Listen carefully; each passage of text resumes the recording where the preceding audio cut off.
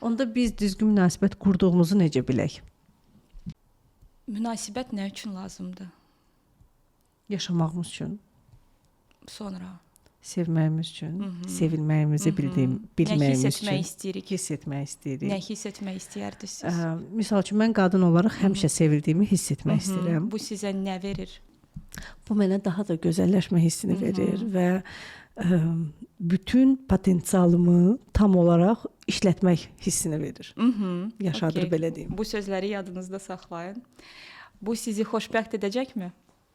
Bu məni xoşbəxt edəcəkmi? Mən özümü gözəl görürəmsə mən xoşbəxtəm. Okay.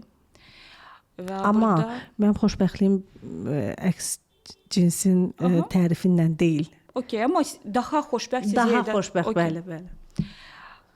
O zaman indi hər kəs bizi dinləyəndə öz münasibətinə baxsın. Bu hissləri, həqiqətən o istədiyi hissləri bu münasibət ona verirmi yoxsa yox?